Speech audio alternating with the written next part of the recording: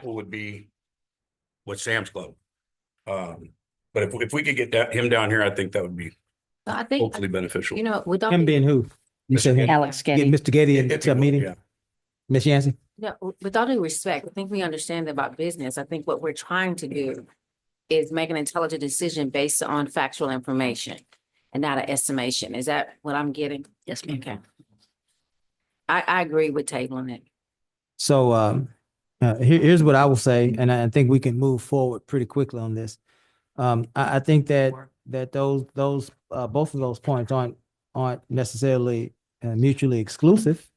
I think we can be pro-business and attempt to be business friendly, as well as get some concrete numbers so that we can know exactly what we're getting into, right?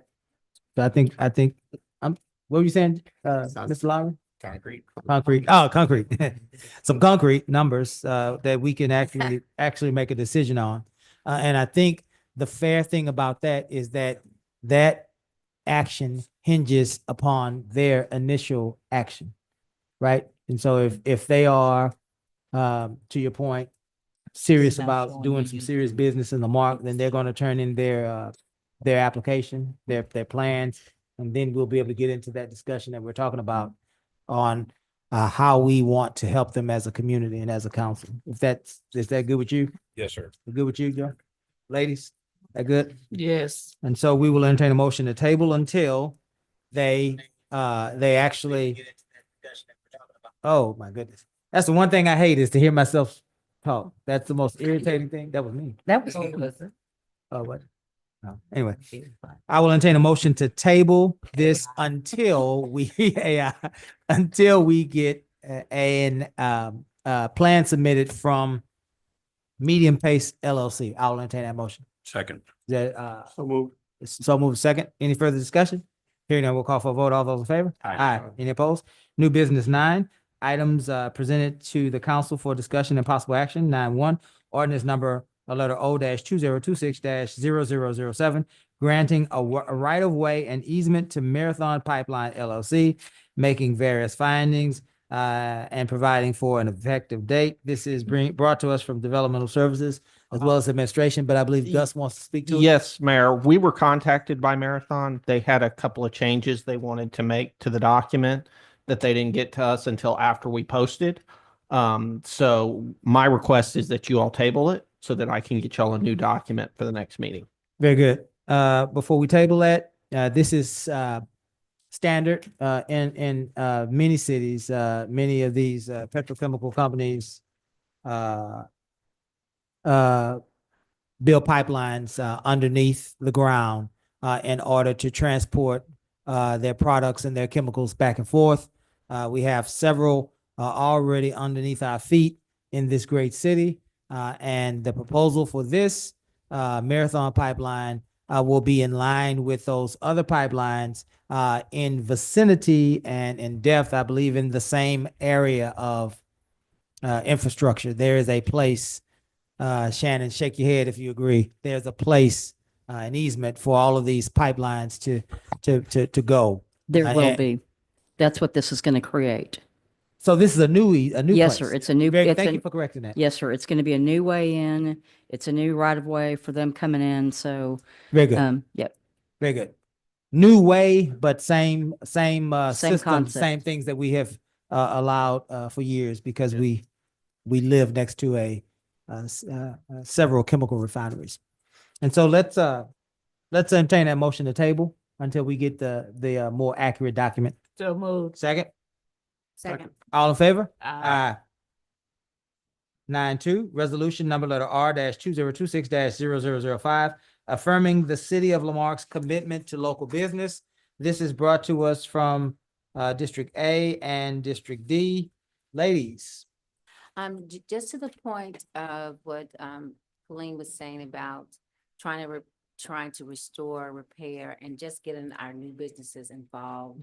I wanted to talk to you all about, a local resolution that we can actually share, where we are actually promoting our businesses, letting them know that we would like to have them be a part of us. It's not that things are fractured per se, between them and us, it's more so because of the negative press. And so we want to make sure that because that negative press impacts business when they're talking about cities. And so this is a way for us to reaffirm collectively that as to Councilman Lowry's point, we are pro-business. This council, this city, we are promoting our local businesses and then trying to come out with a plan of how do we do that? How do we do that? And then educating our citizens on what our EDC is doing and what we are doing collectively as a city. I think it's important that we affirm that and we have that in the resolution. So that's what I wanted to bring that, to not just say it, but actually say it collectively to our community, that this is something that we're trying to do. And perhaps we will have sponsors to come forward to say, hey, we want to do this. We want to help keep these traditions that we've started in Lamarque. I still say we have not, we don't always promote our good news, and we've got to change that culture. Not everybody gets an All-American City designation. I think that needs to be plastered everywhere. And I think this resolution will help us to affirm that we believe in our local businesses. That's it. I support it. Okay. Anyone want to speak to this? I'm not, I don't understand what is, It's just Is an there an ask? affirmation, a resolution. oh, resolution. That they can come back with us with a resolution. There's one. We have a resolution in the packet. Yes, ma'am. It's page 147 and 146 of 193 pages. Hold up. There it is right there. Wait a minute, now my computer's frozen. Hold up. This page, what? 146. I thought we just talked about it. And this also helps us when Colleen is reaching out to our local businesses, that we're going to try to use our local businesses rather than going next door to Dickinson or anybody else. That we're going to try to go local first.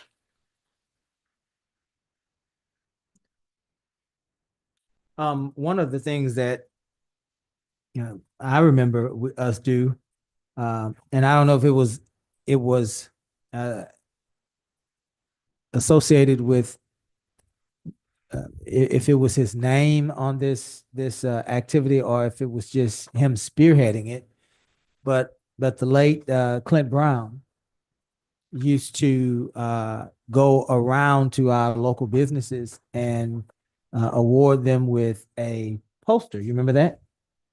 He would give them a poster. It had pictures of Lamarque. It had the council's name on it, and it essentially said, in essence, we are proud of you. We're happy you're here. And he would go around, present it, take pictures with them, and put, I think it extended goodwill to our businesses, and it appeared that they really appreciated it. So I said that to say Miss Griffin, who is a successor of Mr. Brown and D, and Miss Yancey, who is spearheading this effort to show some appreciation and love to our businesses. Maybe we can restart that. It does not have to look like what Mr. Brown did. It could be a redesign. But I think that would be a great idea to continue to restart the process of visiting those businesses and putting them in the spotlight for their loyalty to our city and their dedication to the people. Correct me if I'm wrong, but didn't EDC used to give business some type of yard of the month or no? I know. Never? Okay. We just, yeah, come on. Yes, Miss ma'am. Colleen, you can approach. Shine on Lamar. Shine on Lamarque. That was the name of it. No, they used to. No, that was the EDC, Even yeah. before Shine on Lamarque. The Keep Lamarque Beautiful Commission has nominations for Good Neighbor Award Right. and for Business Yard of the Month and for Residential Yard of the Month. That's one of the things we're going to try to get the residents to register for alerts so that they know how to nominate their neighbors. Okay. So that's still something Keep Lamarque Beautiful is doing. I haven't seen it for February.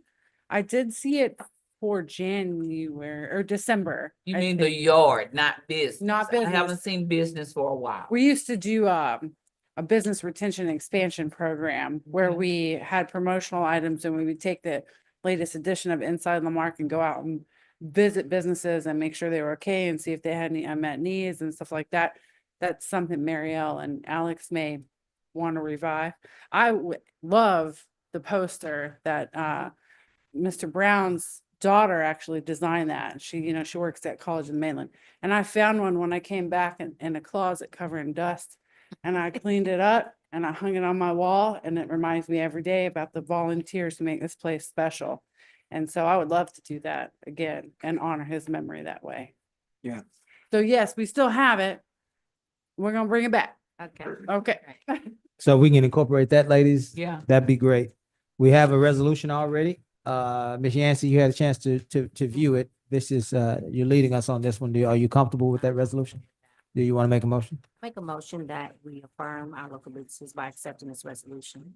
Do you also accept as a friendly amendment that we will work to restart some sort of business spotlight program, and you and Ms. Griffin will spearhead that for the council? Yeah. Very good. I'll entertain a second. Second. Any further discussion? Hearing none, we'll call for a vote. All those in favor? Aye. Any opposed? Item 9.3, opportunity zone. Considering possibilities within the city's opportunity zone. This is you, Ms. Yancey, and Mayor Pro Tem Compion. Are you leading this, Ms. Yancey? Yes, I brought this up because I remember when I first got elected, that Alex and Colleen were really excited. Colleen, you can come back up if you would like to talk about opportunities. Getting your steps in. Because people don't know the significance of opportunity zones. Yeah. And one of the things that when we went with Bayhap last year, which I am encouraging everyone to go if you can to experience Bayhap. They go every year in DC. I think at least one person from the council needs to try to go because you learn so much about what you can bring back to your city. And opportunity zones, if you don't know, Marque, we have a lot of opportunity zones. The Trump White House is now trying to work with cities and nonprofits to utilize opportunity zones. So you want to talk to us a little bit about that? I am not up to speed on the latest legislation. Yeah. Sorry. But Alex was, and he put it in the packet. yes. Mhm. They're redoing the opportunity zone. Yes, Mhm. so it's an exciting time for Lamarck. We'll absolutely assist and partner with the EDC, but I will defer to the experts. So sorry. Okay. That's okay, because it's changed a little bit, but not a whole lot. But basically it has to do with, you get like a 2-for-1 on your investment. It's an opportunity for us to revitalize some of our historic areas such as in D and in A. There are also grant programs that are out there as well. And so I really would like to direct our staff to investigate that a little bit more, promote that to business investors and to our local people that want to start businesses. I'm real concerned that we spend so much time talking about things that don't matter. And these are the things that should matter when we can educate our local investors, our local citizens about the opportunities that we have right here when it comes to business development. And so I would like us as a council too to research because not everybody has these opportunity zones. Dickinson, which is right next to us, they don't have as much land coverage as we do when it comes to opportunity zones and what it could mean to change our community. So I'm gonna leave it over, step to Councilman Compion, if you want to talk about that a little bit, Joe, too. My comments on this item is that it was an item discussed at our EDC meeting. There is a submission for it's a 10-year cycle for opportunity zones. And the new cycle, which is being coordinated by the governor's office, with applications being submitted by July of this year. As I recall, part of this is the renewed agreement with Bayhap as well too. EDC commission member, Mr. Osteen is here. So the EDC has taken that role to pursue that application and hope that the governor's office, with the support of the FAHAP, will include us and ultimately identify opportunity zones here in the city of Lamar. When will we know? When will we know? I think that they're going to release that. It's just here, eligible for spring Yeah. of 2026. Right, it happens. So we will know this spring. This spring. You have to apply though, so, We've already applied, it sounds like? no, not yet. No, not yet. We We're haven't applying. applied yet. But it's an amazing opportunity, and I'm glad that you guys are taking the bull by the horns when it comes to opportunity zones. And that's what I remember. We were so excited about that. Colleen, remember back in the day when we first had and found out about it?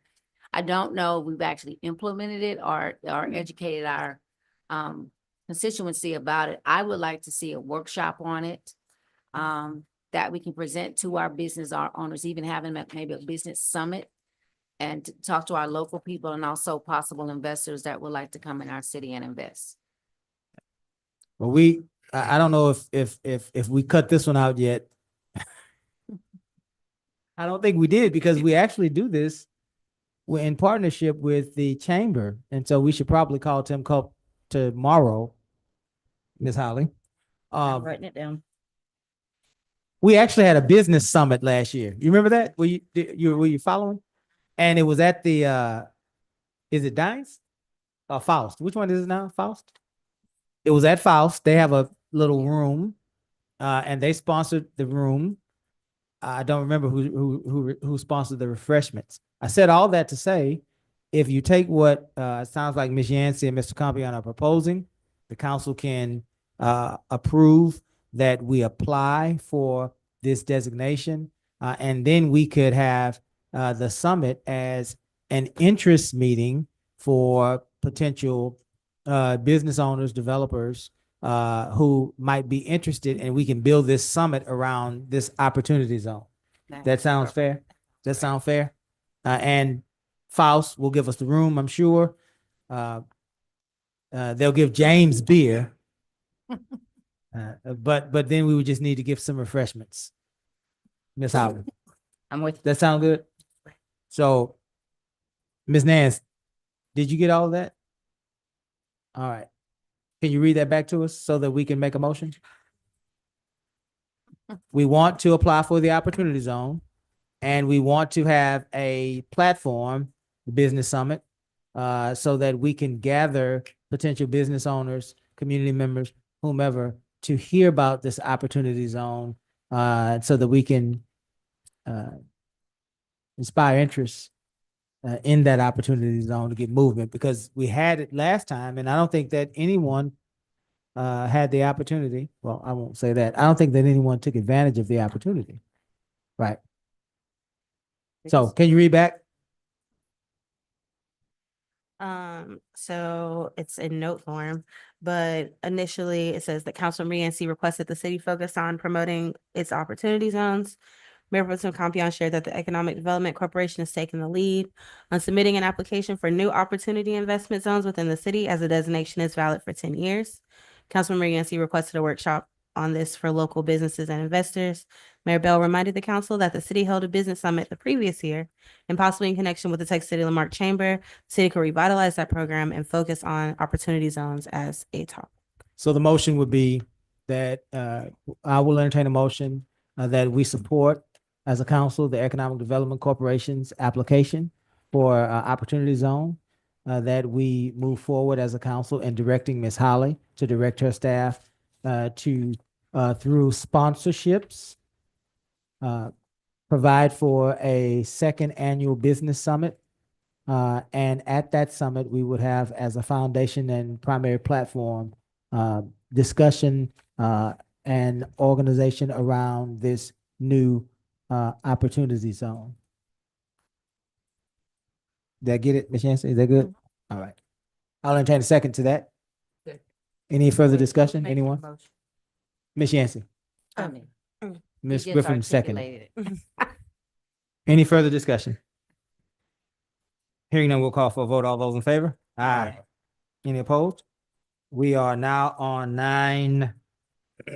4, approval of construction change order for wastewater treatment plant improvements, additional drilled geo piers, approving change order number CO2 for the wastewater treatment plant improvements project to add additional drilled geo piers due to site conditions encountered during construction. Mr. Bro, you want to fill us in before we vote? Yes, sir. They're out there working on the foundation for our new treatment plant. When they were putting in the current piers into place, the sub terrain was a little off balance. It wasn't in the superb condition as they originally thought. So they're going to have to put some more in the ground so the treatment plant doesn't fall down when we build it up. That's it in a nutshell. Yes, sir. That's it. It is an increase of $8,421.50, but this is from the GLO grant. This was money we did set aside for the 25% increase that we might see along the way, so we wouldn't have any issues because we are in a time crunch on this. So we did plan for that. Well, we had extra money. We just approved some lift stations to be approved this last one out of that same funding, but we didn't add more lift stations because we wanted to make sure we had this safety net to fall on if there was anything needed to be added. Very good. Any questions for Mr. Bro as it relates to this change order? Yes, sir. Go Oh, ahead. Joe. No, I just clarification, a geo pier. We have geo tubes that they use in Galveston. Yes, sir. Is that similar when you say geo pier?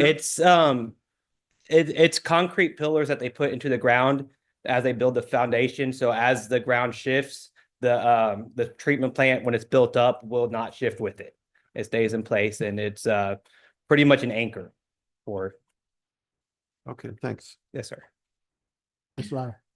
Do you have any of the, I mean, it just says $80,421.50 increase, but we have no size, we have no amount, we have no depth. We don't, I mean, do you have any other information other than it's $80,000 increase? Yes, sir. That was a part of the, I guess the size, the depth. I can get that with y'all. That was a part of the original contract. They're adding about, I would say 60 to 80 more. Years? Yes, sir. So that's, they already added, the original amount was about 3,000.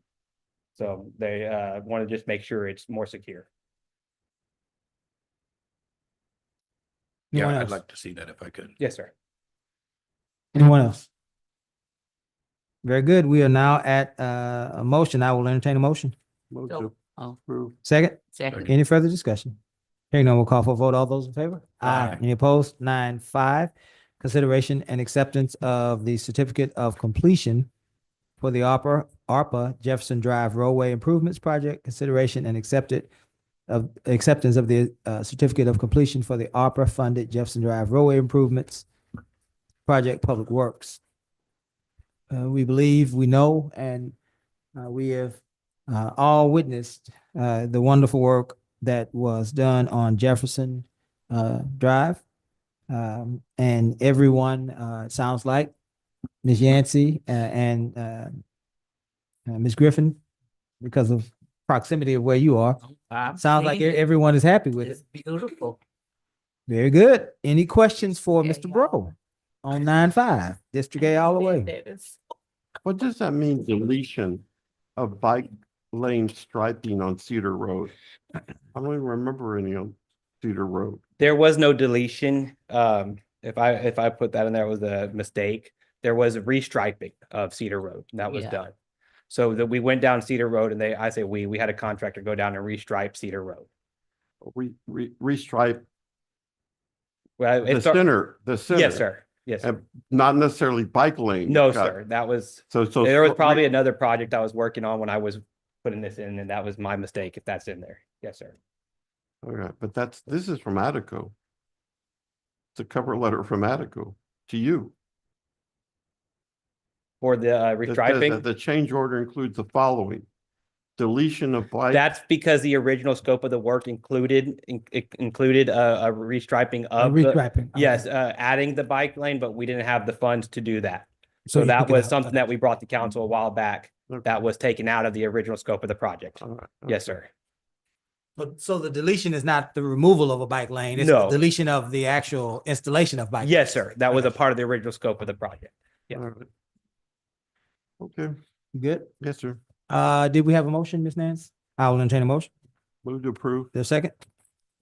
Any further discussion? Hearing none, all those in favor? Aye. Any opposed? 9-6. Consideration of agreement allowing continued use of a septic system at 1428 Newman Road, approving an agreement allowing the property owner at 1428 Newman Road to continue utilizing an approved septic system until the end of its useful life, at which time connection to the city's public sewer system will be required. This also is Public Works. Mr. Bro? Yes, sir. This was brought to my attention by the resident. He had emailed me. His name is Joel Fontenot. He is asking for approval from council to allow him to continue to use a septic tank that he's in the middle of installing. He was already in the process of this before we started our work on Newman Road. Just until the end of life of it, where he would then hook up into the onto our existing sewer line. According to our ordinance, that if you're within 500 feet, you do need to connect into a sewer line that's within that 500 feet. It is practice in other cities that if that's a case, council can't approve of that. It's not something that we've done. Well, I say we haven't done before that I know of. I do know there are 2 houses on the road that are on a septic line right now that they said was approved. I'm not sure the exact time frame, but in my tenure, that's not something we've done. So I got with Miss Holly, her and I talked about, she could probably explain a little better, since this is my first rodeo with this. So normally what happens if somebody is in the middle of a design, in the middle of an installation, and the city comes in with a new program, you don't make them redesign their work to then connect to a city system, and the house is under construction right now. So this is where, as long as his septic system was approved, which it was, we've got all the permits, that he can continue to use that until such time as they have to do a major upgrade or end of its useful life, and then they'll connect. It saves him $20,000 in design fees in the middle of his new home construction. Yes, sir. Go ahead, Joe. To be clear, the recent legislation that requires the city to offer its utilities or services, sewer, within the city limits. Otherwise, the residents could petition for de-annexation. This would not. No, sir. No, because we are offering sewer in that area. Yeah, the city offered him sewer. So He's I turning want it to, down. I want to be Yeah. clear, if you Yeah. could, to make sure that in the language. Yeah, no, that this, it contains that statement Yeah. that he was We offered, or we the offered, yeah. the resident was offered, so that Yes, sir. later. Is this your property, sir? Yeah, you may approach. We are gonna need, welcome, we're gonna need your name for the record, if you don't mind. Joel Fontenot. Joe Fontenot, Okay. welcome. Hi, Mr. Botno. So like Barbara said, we were permitted and accepted for septic, already spent considerable amount of money on septic. Mhm. It would cost over 20,000 according to my builder to go sewer. And there's actually an existing home that is unable to be lived in because they permitted for sewer on my road 11 months ago. So it's just been sitting vacant with no certificate of occupancy because the city said they were going to run sewer and then it got delayed. So that's why we permitted septic, because I didn't want to run into that issue. Sure. You're there near that house, the road? Say again? You're near the other house? Yes, it's 300 feet east and then across the street. So the Okay. septic line stopped at the corner where Newman makes a curve, and then it just got continued on within the last 2 weeks. Okay. Yeah. So Sure. it'd be Well- great if we could get this, that way I could continue construction, because it's been Yeah. over a month No, and a half. delay. I have no problem. I just want to make Yeah. sure Okay. that you understand that we offered the opportunity for you to connect to our Yes, sir. system because of legislation that was passed saying the city must offer. Yeah. Well, that's why I'm here, because Yeah. I was just wanted to make sure I didn't get fined. Absolutely. Yeah, Forced to yeah, connect no, after I've spent, pretty Yeah. much money. Appreciate that. You know, Thank you. I think we're good. I think Mayor Pro Tem's point is that he wanted to make sure that the city is covered in the event that someone would look at this and wonder whether or not we were able to offer. That's all it is. And the Just- flip side of that is as personnel changes, to make sure that no one comes back to you Sure. and says you had to connect it to this at some. Yeah, Mhm. yeah. Okay. Yeah, I mean, in a perfect world, I would prefer to go sewer. It's a much easier system to deal with as a homeowner, but I mean, we've already spent. Sure. No, I quite a bit of understand. money on Yeah, septic. yeah, Understood. yeah. No, I don't think we're gonna put you through any undue hardship. I Okay. think you'll be all I right. appreciate it. Thank you. Thank you. I move approval. Yeah, second? Second. Any further discussion? Hearing none, we'll call for a vote. All those in favor? Aye. Any opposed? All right, Thank Mr. you, Fondo, good luck to you, man. City Manager's report. We will submit a report to update council and the community on the standard operations of the city. This report will be acknowledged as a whole or discussed at the pleasure of council. As always, council, I read these off. If you have a burning desire, there has to be a burning desire to discuss, we will. Before you even do that. Not just a flutter. It has to be a burning desire. I don't know how I can have a burning desire when I don't see anything related to it. Like there's no attachments. Yeah. To the city manager's report. No, You didn't get it? Like Director of Public Works, there's no attachment file. Let me do this. Let me go down and then let's say I'm out. sorry, I didn't, but is she doing this? But you're talking about, you want us to let you know which ones we want to. Right, and I can't have a burning desire if there's no attachment for me to look at. Okay, That's all I wanted to say. okay. That is true. You can't have a burning desire. So how about a raised eyebrow? Well. Can we do? No. I see you, Joe. The packet is incomplete. Okay, do you want to? Okay, Joe, go and then we'll fix it. Well, Go, then, I'll pass if you're saying that Yeah. you'll be provided the information later because there is nothing. That was my question too. Well, We had the municipal court The water- statistics, the but there water loss report. no 2, no 3, no 4, no no 5, no 4. All 6. right. Five's here. You got the billing. utility billing report? Okay, Yeah, that's on there. I apologize.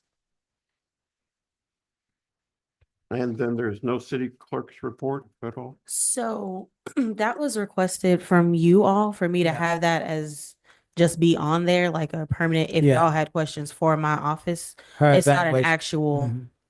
every month. I bring you a written report every month, unless that is what you guys want. That's fine. We could do that too. But I was told to put that on every agenda Yeah, for y'all to ask questions. that was because we have so many questions about open records and processes and things like that. And if you wouldn't mind, Mayor, some of those things I noticed it's on our agenda, so maybe we'll cover it In the back. in the Mhm. back. and Okay. then come back. Yeah. So I didn't really catch you at first, Ms. Griffin. I'm sorry. What you were putting down. Yeah. Which one of these do we need to have on the next agenda? Because we want to get let's, Ms. Holly, pull those for me, if you will, right now. We want to get the council with the full documentation. Yes, sir. So what we should have had is we have the statistics, the court statistics, Public Works, which I had, did not get included. The annual water loss report was not included. The finance report was not included. And the city clerk's, I guess, report, if there was going to be one, was not included. So the city clerk's report is an information Information. response only. Example, if Mr. Pennington got up here and said that there was something wrong with the process of requesting an open record, and he was concerned that it was incorrect, that would give the clerk a chance to respond in her report. Remember, we were having issues with, well, this is an issue. Well, I can't talk about it because it's not on the agenda. So now in real time, the clerk can respond and we can talk about these things to get them either highlighted for accountability or straightened out to move forward. That's what that is about. So Ms. Holly, let's bring this to a crystallization. The only thing that well, you can talk to us about all these things. The only thing that we are prepared to talk to you about tonight would be the utility billing. Yes, sir. Okay. Or the court statistics. Does anyone want to talk about utility billing? Does anyone want to talk about court statistics? I have a question on the courts. Let's do Yes. courts. Just very quickly, I need some clarity. Right now, we have for purpose of these statistics, I still see Judge Pettyjohn on here. Is that because it's a report from what, a month ago? Or Judge Pettyjohn is the associate judge, Yes. is what the council voted. So we have Judge Gregg, who's the primary, and then we have an associate judge, and we also have a third judge. yeah, we do. She's out. We do. We have maternity, right? another maternity judge. leave? Yes. Yeah. But Judge Pettyjohn actually has been in court recently. I know that, but my question is for purposes of the report, when it doesn't normally show the associate judge, it should show the name of the presiding sitting judge? Presiding judge, Okay. right? I see. I got it. Is- Understand. okay. As well as then update the court clerk name as well. Those are the two things that I wanted to point out. Thank you. Thank you. Anyone else for the court clerk? Miss Holly, items for the good of the order. Before you do that, Miss Nance, was there any question or anything you needed to correct? I see you, Ms. Lau. Yes, there will be, but the question is, do you guys want to do this now or at the other? Is it Because I tied know to the there other were, agenda item? yes and no. I know there were some questions about records earlier in the night, about body cam footage and things of that nature.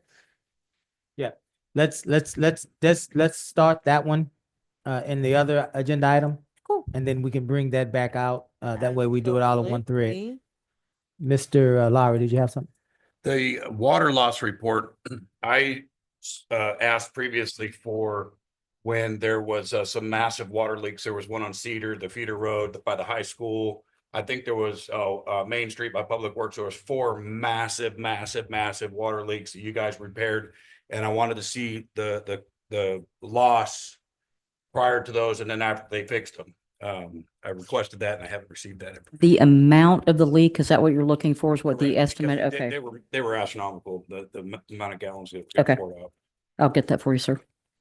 And I think they need recognition and show the public what you saved them, how many gallons of water per month, or I think they need recognition for that. It was some pretty massive leaks they took care of, so.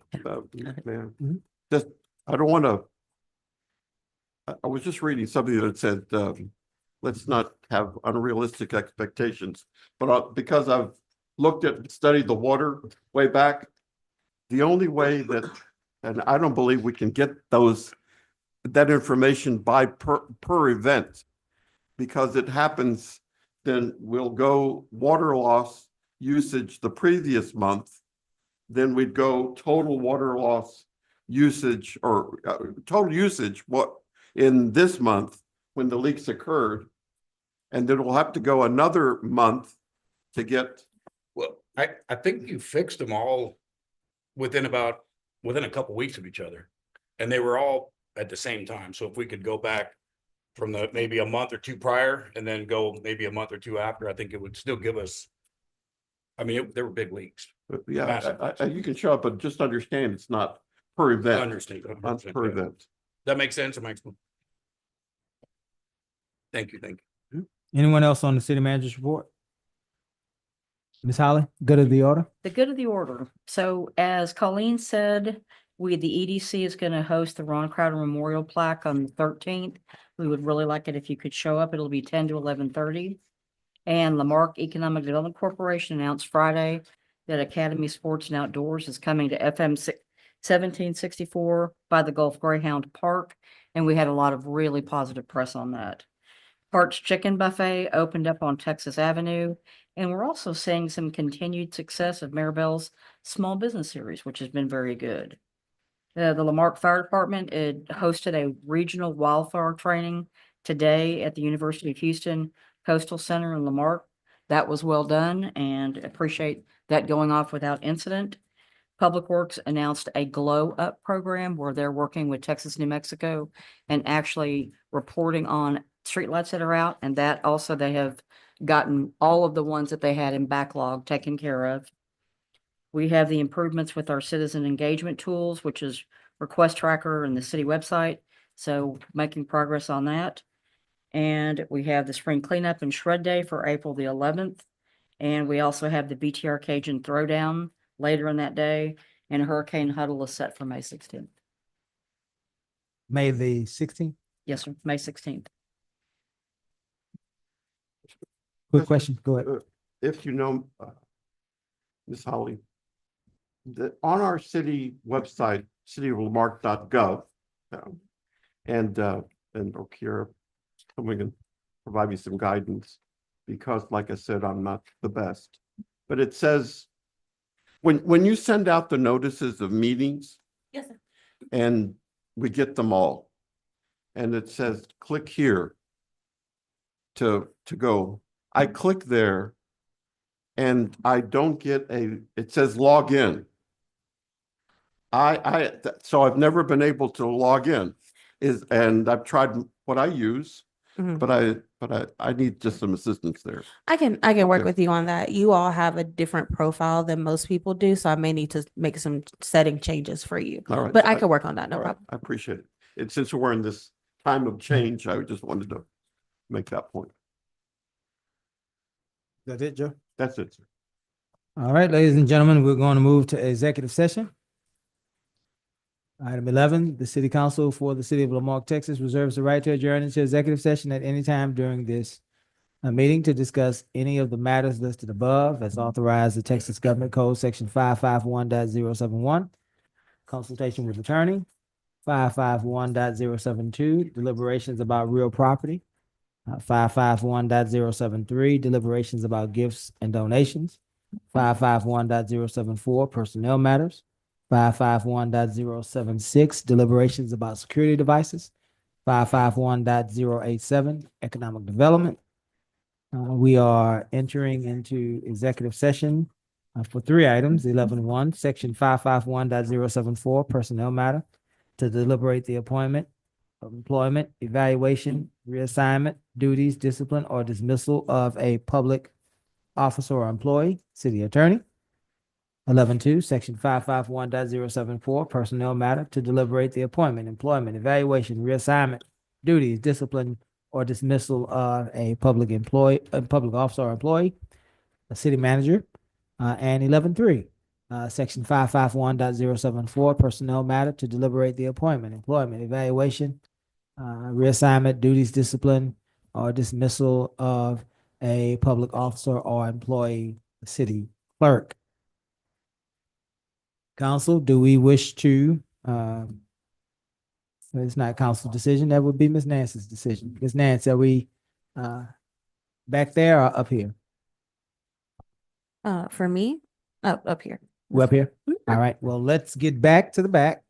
We are going to do items 12, 11.1 and 11.2 in the back. We are stopping, Recess. recessing. Oh, man, that word, Joe gave me that word 3 years ago and it's right there. We are recessing our regularly scheduled meeting at 8:28 and we will be Quick, yeah. in session at 8:28. Ladies and gentlemen, I don't think that we will be very long in the back. And so my prayer is that by 8:40, 8:45, we are back amongst the land of the living. But as of right now, we stand in recess.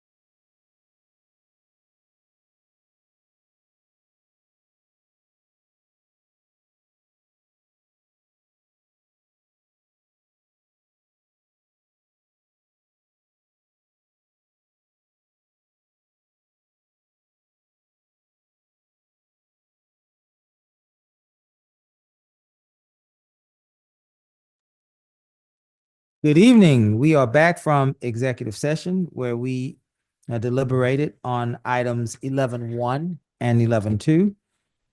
11, excuse me, before we do that, executive session ended at about 8:51. We had a small recess. And we are back in our regular scheduled meeting at 8:53. We're at item 12, actions taken from executive session 12.1, section 551.074, personnel matter to deliberate the appointment, employment, evaluation, reassignment, duties, discipline or dismissal of a public officer or an employee, the position of the city attorney. I will entertain a motion. Mayor, I'd like to move that we, as with regard to this particular item, that we extend the response period for possible interested firms for an additional 30 days. And that this item then be brought back to council at that time. And when and if at such date that it's brought back to us, that in the process of the evaluation, that we also schedule or request that the firms make a presentation in person to us, no more than 15 minutes, perhaps, a 15-minute presentation. Very good. Is there, let's clarify, let's make sure we got that motion clarified so that we can get a second. Yeah, Mayor Pro Tem made a motion that we extend the request for a proposal period another 30 days. Why? We only have 2 responses. City our size deserves more than 2 responses. Along with that, Mayor Pro Tem's motion indicates that the council would like at the end of this period for those firms that have submitted requests for proposals to be scheduled at a workshop prior to a regular scheduled council meeting for 15 minutes of meet and greet, general discussion, so that we can have a conversation to see if we would like to proceed with those firms. You get it? Yes. The second? Second. Any further discussion? Hearing none, we'll call for a vote. All those in favor? Aye. Any opposed? Aye. You nay? Yes, sir. Okay. 12.2, section 551.074, personnel matter to deliberate the appointment, employment, evaluation, reassignment, duties, discipline, or dismissal of a public officer or employee, the position of the city manager. This is not about Texas First or Ms. Holly. This was the council's request for proposals to act upon a city manager's search firm so that we can start the process of finding a permanent city manager replacement for Texas First and Ms. Barbara Holly. I believe we received six submittals, and I will entertain a motion on 12.2. Mayor, I'd like to propose or move that we table any action on this tonight, that giving us an opportunity to review the 6 proposals. It would have taken us here probably till 1 o'clock in the morning to carefully. We don't want to do that to anybody. And so that we table action on this and bring this back at our next meeting, regularly scheduled meeting. There's a motion on the floor to table. Is there a second? No discussion on the table. All in favor? Aye. Any opposed? 12.3, section 551.074, personnel matter to deliberate the appointment, employment, evaluation, reassignment, duties, discipline, or dismissal of a public officer or employee, and that would be the city clerk. And let's be mindful that this is one of the first times that I can remember that we have had an open public session as we have conversations with one of the council's employees by charter. And so this is how this will go.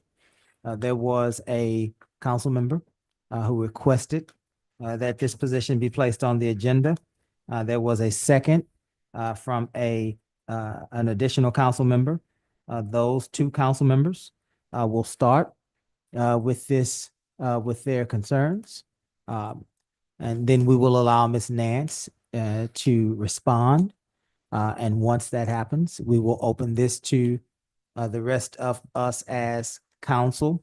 And then we will, from that point, make a determination on how we move forward.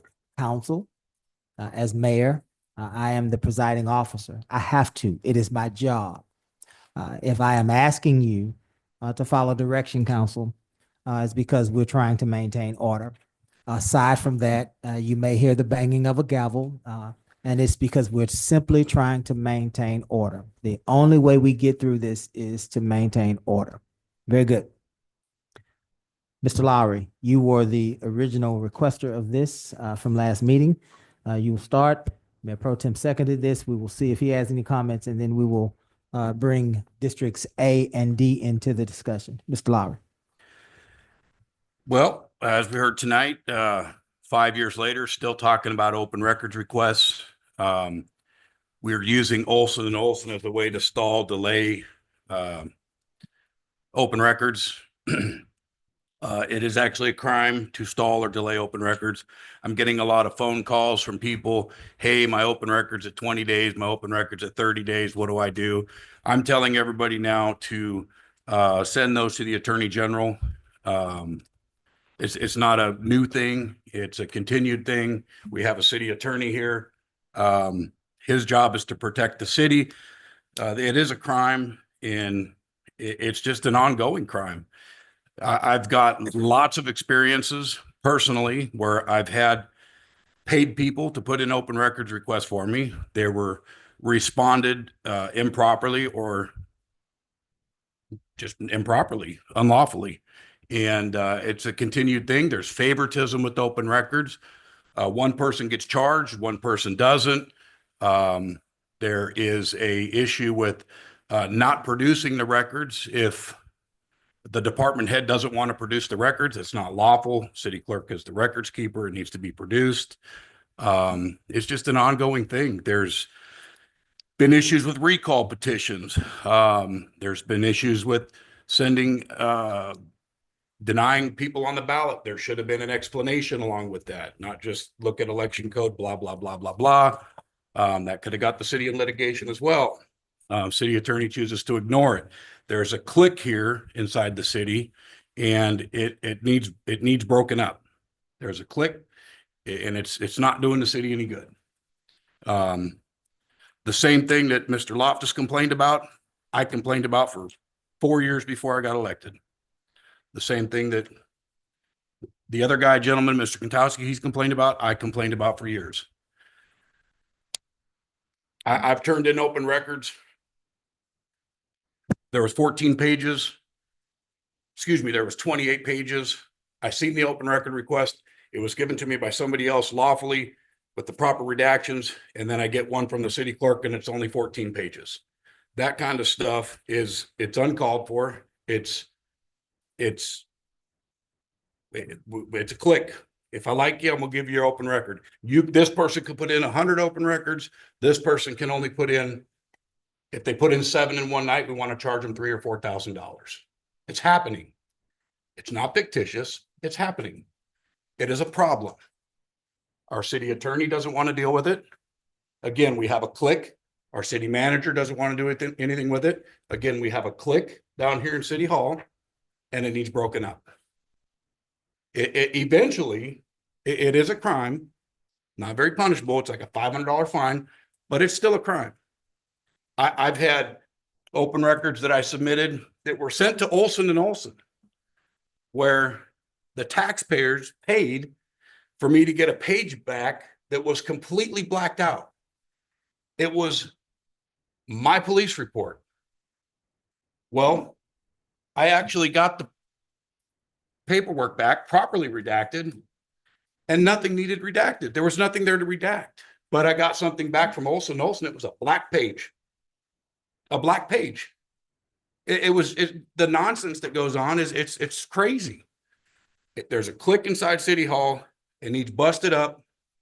It's not working. There's favoritism. It's gonna get the city sued. It's just a matter of time. It's gonna get the city sued. And there's been 5 years of people talking about it on the dais. So we can continue to ignore the problem, or we can address the problem. But for 5 years, the city's ignored the problem. Year after year after year after year. Ignore. It's got to end. Yeah. I mean, it's got to end. There's other stuff too, but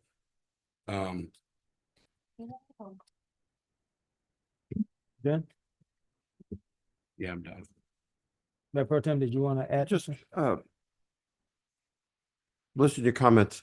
I'm a outcome person, right? Here, we've talked about this. And for me, the issues that continue to come up for all of us is open records. Somehow how can we get a positive outcome in this?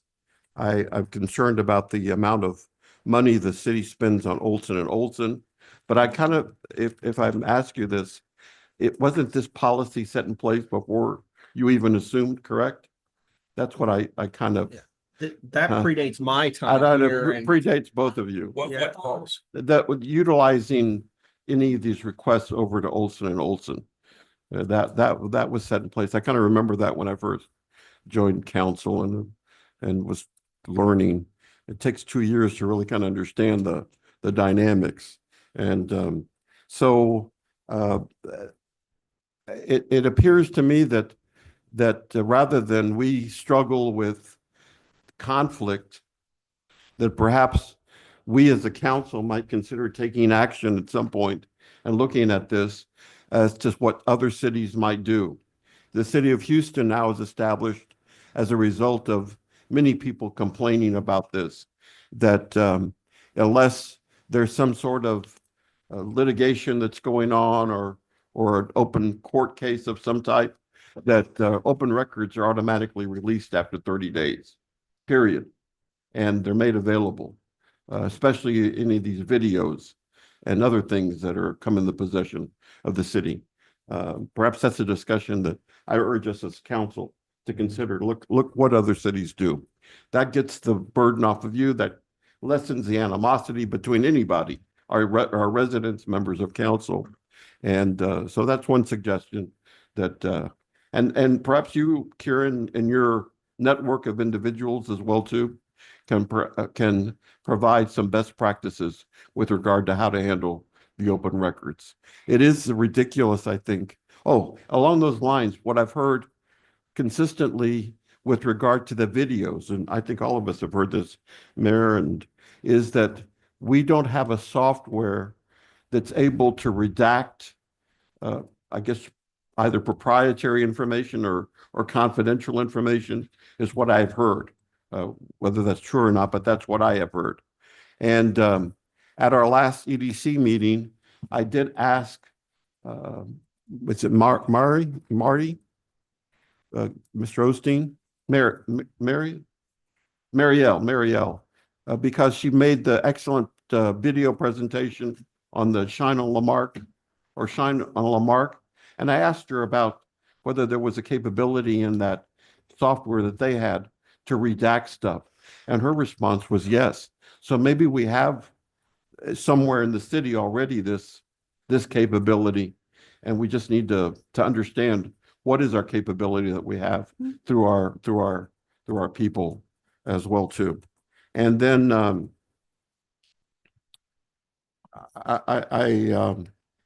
once again, I'm hopeful for positive outcomes, because I don't want people to continually come at us in any way, shape, or form. I am concerned about these issues with regard to any sort of petition. There has to be, in my mind, in my world, a fixed petition that a resident or citizen that presents and comes up and understands that this is one that is acceptable, right? And so what I always think about is that we've had recall petitions in the past that were acted upon, and is the format for that any different in terms of the signature pages. And what was done then any different than what we're doing now? And that's an area that I'd ask us to take a look at in terms of the job here. You've grown into the job. I just want to see us trying to minimize the any sort of adverse sort of attitude that we might have between residents and yourself, the clerk's office, and members of council as well too on that side. Does that make sense what I've expressed? That's all. Thank you. You done? Hold on, Mr. Lowry. Let me get the ladies in and then I'll come back and. Let me ask, because originally you said they would speak and then I would be able to respond to them and then you bring Yeah, you're right. everybody I'm else. sorry. Thank you for correcting me. Mhm. You have the floor, Mr. Lowry. And then I'll get the ladies in and then I'll come back to you and get you. Okay, sure. Miss Nance. Go. I'll work in reverse order. Actually, no, there's only two issues here. First and foremost, this open records concern that we keep talking about that everyone is attributing to me. Every open records request has the name of the person who worked that request at the bottom of it when they send you your communications. As we've spoken about a few months ago, and actually multiple times over the years, that has open records for the city has been a function of the deputy city clerk's office since that position was since the inception of that position. That is what that position was created for. This idea that Kiera as an individual is the one making all of these decisions is not accurate. Part two, all the open records requests that we are having issues about are referring to that have been spoken about in this room have been related to body cam footage, which is handled by the police records division. That is not a function, or has not up until earlier, actually till today. This is the first day that we had that communication, has not been a function of my office. It has been under the direction of the chief of police. Now, that is also something that I have expressed both to this council, previous councils, and all of my reviews with the police department that I had concerns about. It was not until Ms. Holly came, former interim chief Rodriguez, and new chief Franklin, and I believe Lieutenant Anders, who is over that division currently, we came up with this plan for them to come temporarily be placed under my office so we can get them retrained, get them on track to following the guidelines that are set before them so we can move out of this issue that we're having. I do not look at body cam footage. That is not my role. That is not my job. Do I have the certifications to do so? Absolutely. Am I going to? No, because I'm not a cop, right? Back when Robin Eldridge was here, prior to me, the policy has always been, since I believe the official policy was written in 2020, that body cam footage got sent off to the AG's office. We may not be in those times anymore, which is something that we are working on. I did a full audit of their system earlier today. That is what I spent most of my day doing. There is a training session scheduled with Olson and Olson later next week for us to have a conversation both with their team, our full team, our administrative team, to see how can we be more effective in how we're handling this, right? At one point, there was a cost estimate going out for every single open records request. That was a recommendation by the finance department. I don't wholeheartedly agree with that, but that is above me. So it is something that we are discussing, because doing those has a cost. The state has the state gives us an opportunity to reclaim our costs for the personnel, the staff, the machinery, and everything that we use to produce these records. They actually give us a format online for us to fill out, and it calculates how much that costs. So there is some discussion that needs to be had also in that to see, is that the best? Whereas it's legal and it's what the state allows for us to do, is that the right way to handle it for this community? Maybe there needs to be some adjustments made. I'm not sure. But all of that is getting discussed as we move forward. So, but like I said, it keeps coming back to everybody's dogpiling on Kiera because that's what it is. The issue is not with the city clerk's office, because anytime somebody says that, they stare at me and say, you're the problem for a process that there are 4 other people that are handling that I personally do not touch. I don't know about these issues until they get brought to me, and then they get handled. And so as far as the petitions go, we have there was a previous petition that was not correct. It has been reformatted. It was reformatted prior to the last 2 petitions. The original petition, not this previous one. Actually, no, this previous one, because there was one set of petition forms that went out. They are correct. This petition prior to that, there was the correct set of petition forms. There was a supplemental petition forms that were sent out while I was actually in an EDC meeting, that were the previous forms. However, those forms were rejected at the county office due to the way the addresses were written. So this story that came out about how everything was handled, the county rejected them because of the addresses. Not to say that what the concerns were about the additional pages was not a concern to be had, but that's not what stopped that petition in its process officially. So all of these things that are being said, again, it's Kiera's the problem. Kiera's doing this. Kiera's not doing that. Kiera's bad. There's a clique that Kiera is a part of, or whatever is being said. You not liking my response doesn't make the response wrong. The law is the law. And at this point, I tell everybody, if you have an issue with how I'm handling it, I tell them who to report it to. It's never been a secret. It's online. I give you at the end of all of my responses, if you have an issue, this is who you complain to.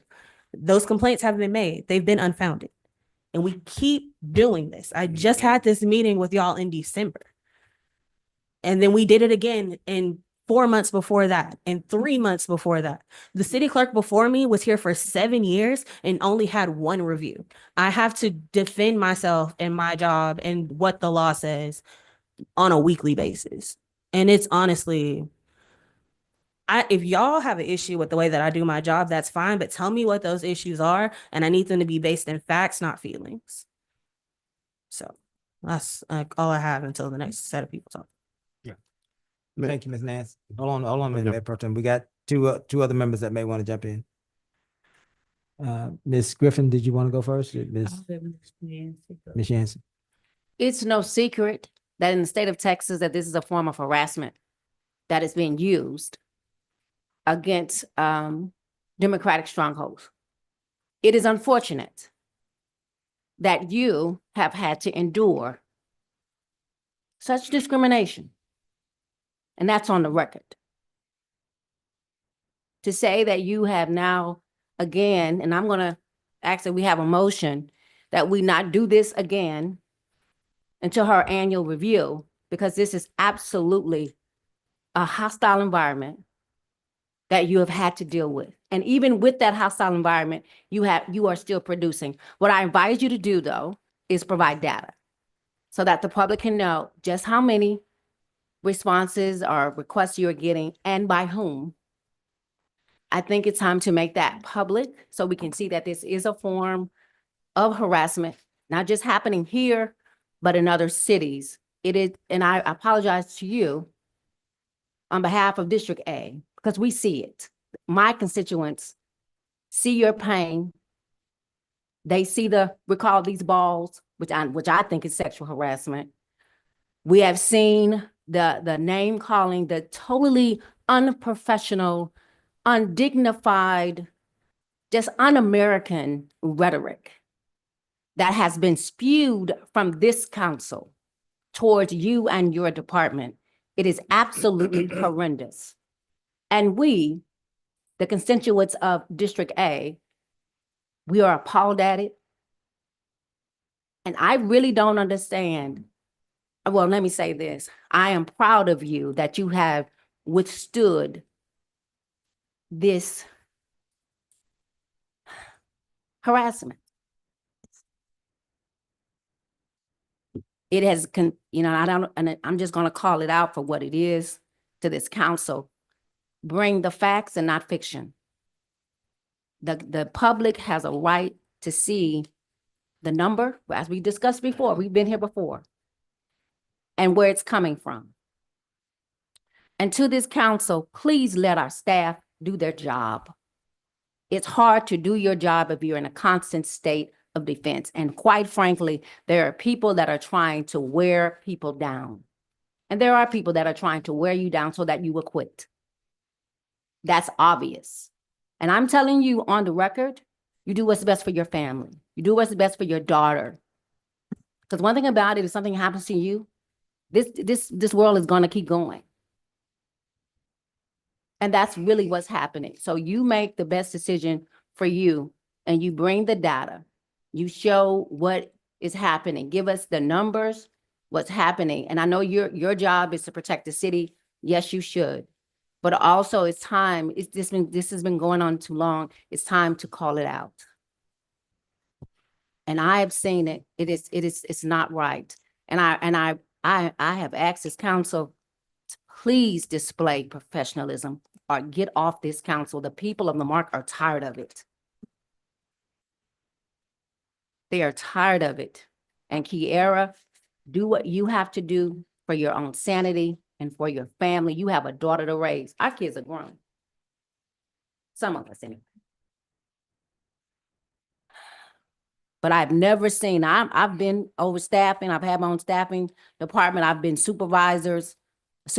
I have never seen this type of harassment in my life. And yet it continues. I apologize to you.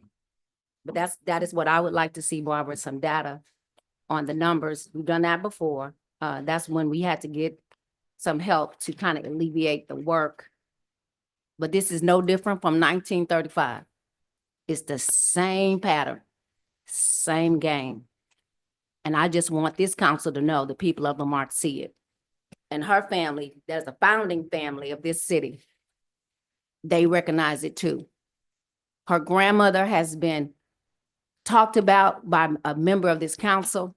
Her 72-year-old grandmother has been trolled. That is just so un-American and un-Christian-like. But that is what is happening here. And I'm urging this council, stick to the facts and please stop harassing any of our staff and talking about their families. Keep it here. That's all I have, Mayor. Thank you, Ms. Nancy. Ms. Griffin. I think I heard some information about the recall process, and I appreciate Mayor Pro Tem's feedback on that, and also whatever steps you've taken to rectify that. But as far as the open records request, I've been in the middle of several conversations, and it has been stated multiple times that you're not responsible for the open record. Is that correct?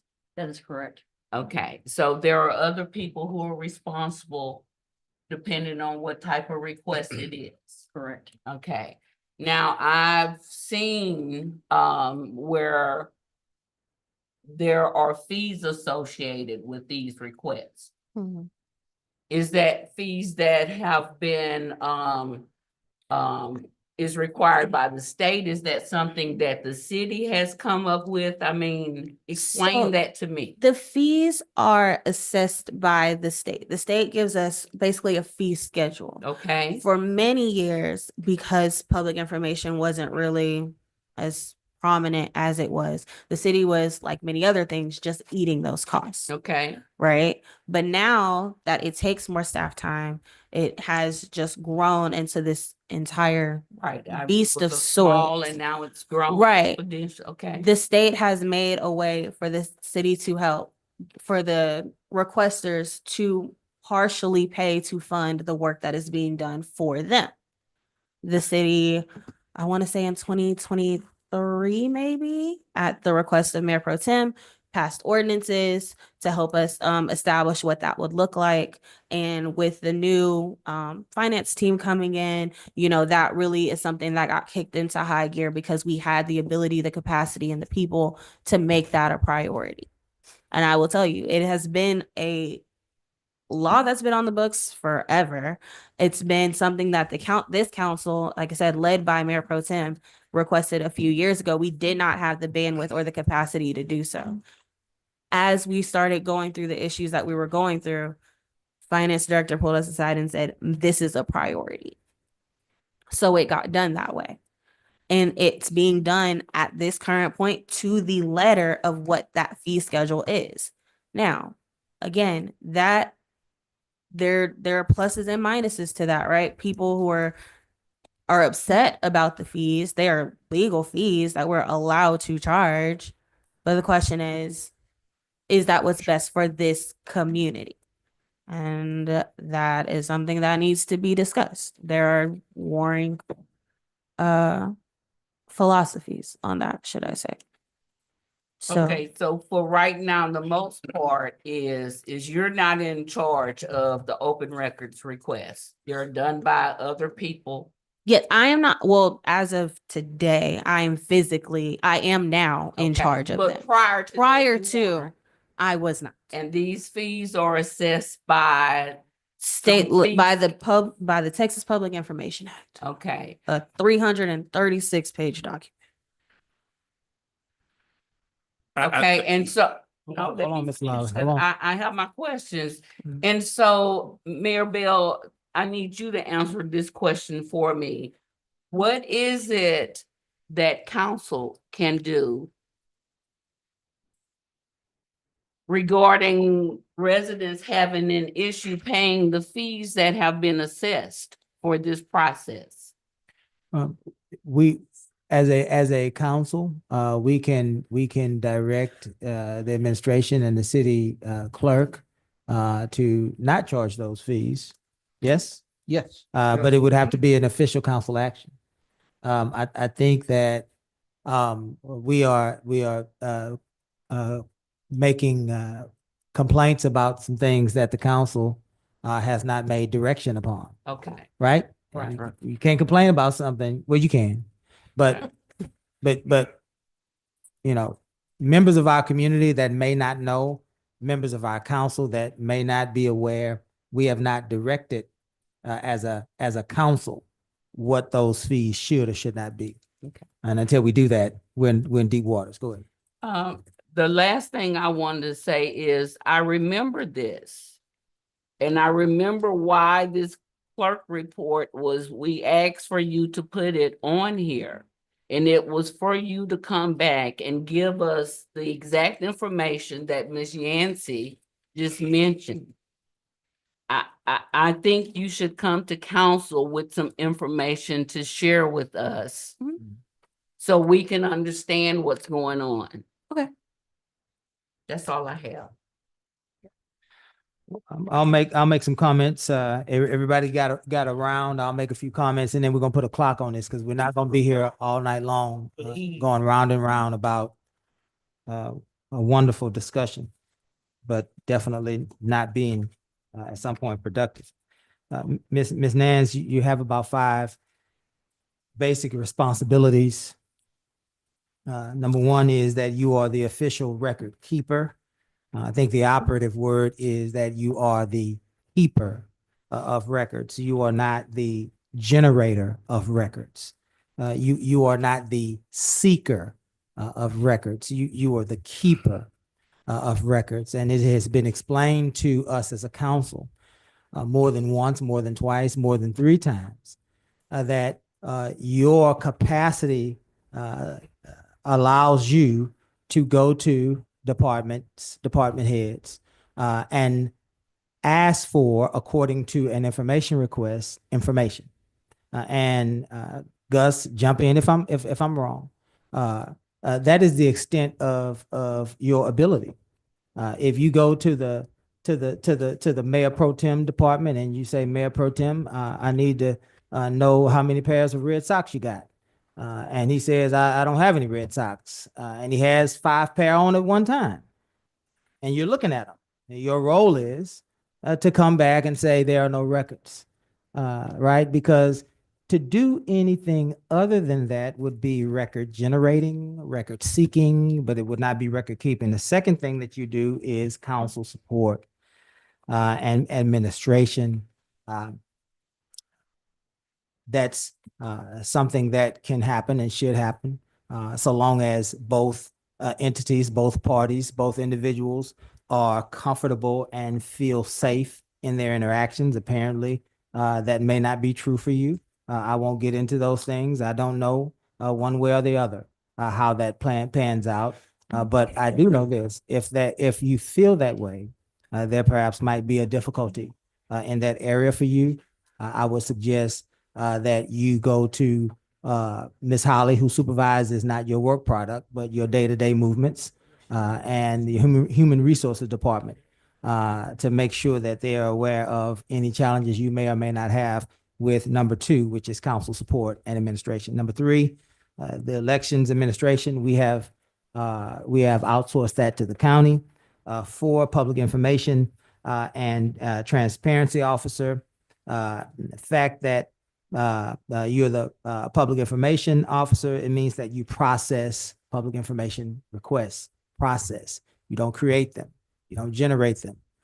If someone makes a request, processing it means you go to those sources and you receive back and report back those things that have been given to you, regardless of what you may or may not know. That's the law. Is that not right, Gus? Regardless of what you may or may not know cognitively, your duty is to report back what was reported to you. That is the law. You oversee records retention, and you ensure compliance with state reporting requirements. That's fair. That's a fair playing field. But we would have to know as a council what those reporting requirements are in order to ascertain whether or not you are satisfactorily completing that assignment. Boards and commissions would be the last thing that you are responsible for. Question for you, Ms. Nance. When those sheets were distributed on one of those recall petitions that is of controversy, did you give those sheets out, or did someone in your office distribute those sheets? No, they were done by my office, but I did not see. You did I not know, you sign did not those see. off. They were Yes. done by a member of your office. Yeah, not you. Here's a couple of things. I heard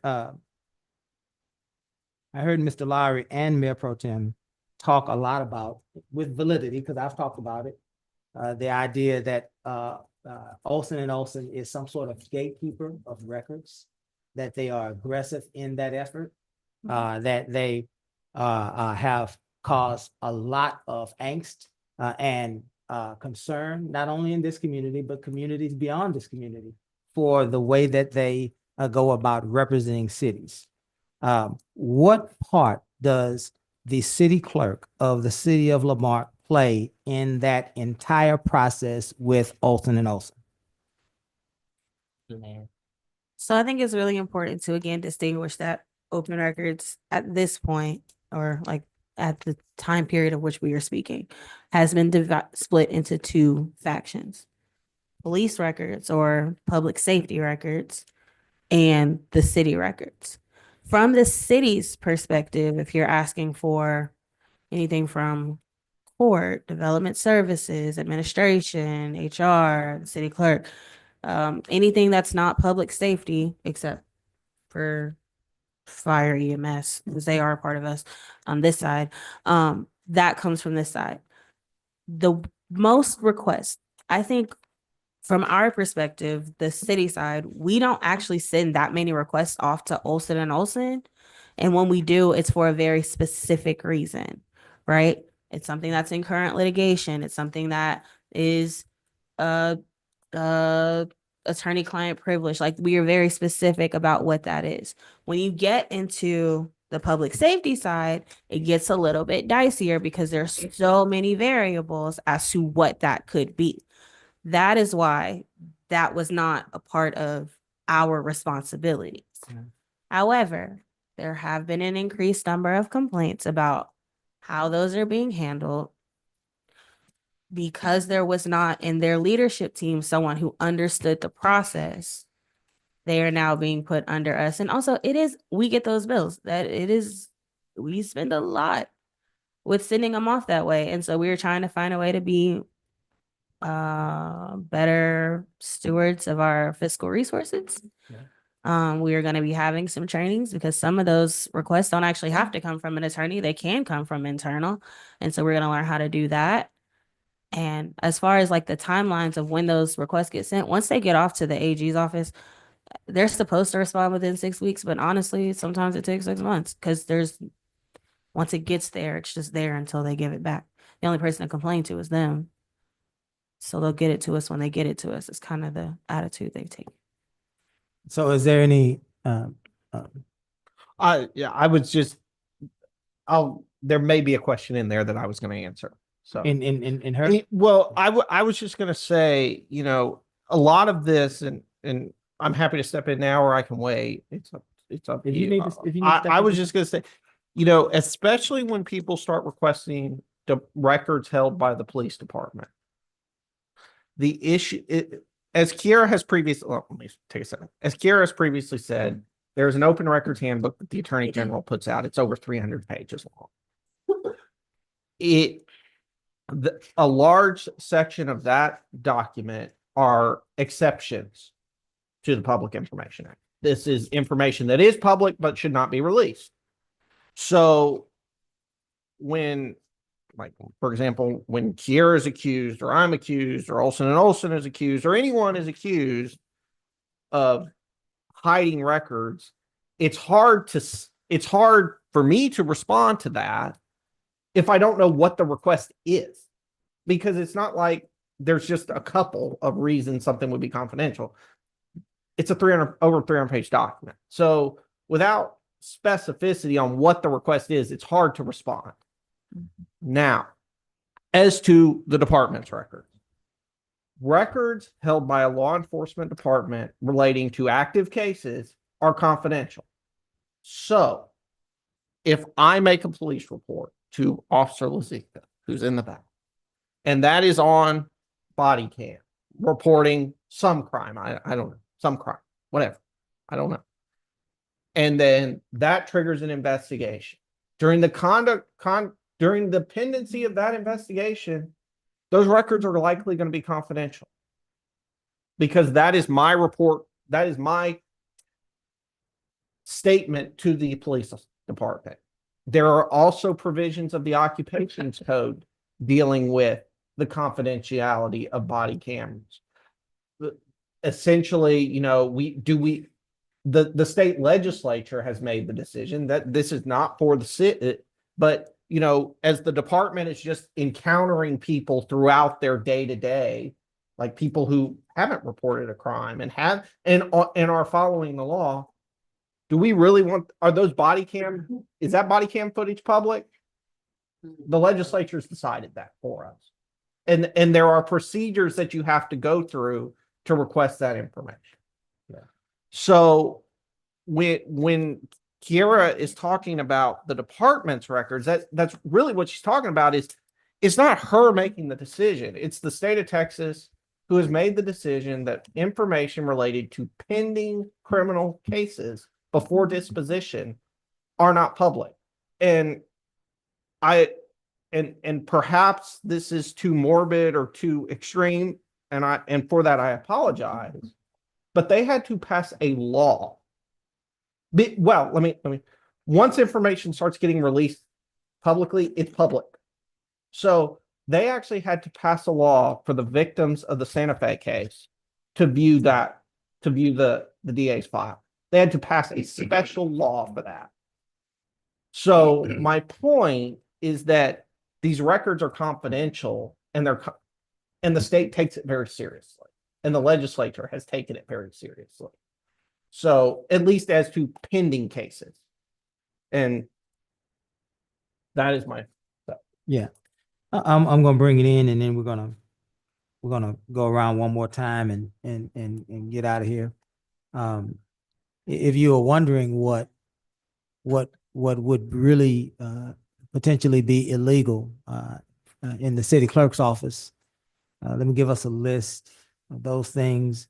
It becomes illegal if the clerk falsifies a record. Yeah, if she falsifies a record, if Joe's Red Sox, he has on 4 pair, and she says, Joe, how many Red Sox you got on? Because David Pennington wants to know. And Joe says, I don't have on any Red Sox.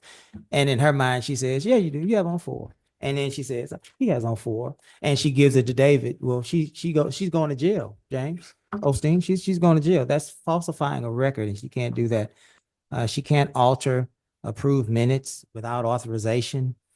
She can't backdate documents to represent or misrepresent official action. She can't certify something that was never approved. She cannot fabricate official actions that never occurred. All of these are crimes that could be found under tampering with government records. That's Texas Penal Code 3710. Again, if she starts talking about Joe Sox, that's tampering with a government record. It could be considered official abuse of capacity or official misconduct. And I think that's the point that I'm trying to drill down to council. The idea, the issue that if there is no record to be produced, or if the records that we have on the administrative side have more or less redactions or more or less documents than the records in a different part of our government, does not necessarily mean that one part of the government is wrong or that the other part of the government is wrong. It's based on the documents that each entity has in its possession to release.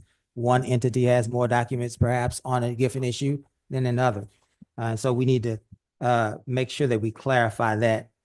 I said last year that I would challenge the council when I believe necessary with these words. We can either feed the storm or find a solution. And at this point, at this point, because we continue to have angst about and talk about this issue, all we're doing is feeding the storm. We have to at some point start to cross over into finding a solution. All 5 of us are capable of doing that. And so we have to move toward that. We have to figure out what those solutions are and enact them. Lastly, I will say this. I believe it was Ms. Yancey that said this, and I totally concur. And you said this as well, Ms. Nance. It is not conducive to an efficient, productive work environment for an employee to be subject to constant potential removal every 3 months, evaluations every 3 months. The last time that we had this type of conversation with Kiara was in December. It was in December. That was 2 months ago. And we cannot continue to feed these storms. We have to find solutions as a council. If there are issues with open records, public information, or any of the other areas of concern, it's time for us to work on what those solutions are. The solution can't always be get rid of Ms. Nance or get rid of Mr. Compion or get rid of Mr. Knable or so on and so forth. It cannot always be that. It has to be sometimes that we have to work with these people to find a better solution to the problems in which we face. And we can do that as a council. We have the capacity to do that. And so I'll stop there. I know that you wanted to get in, Mr. Lowry.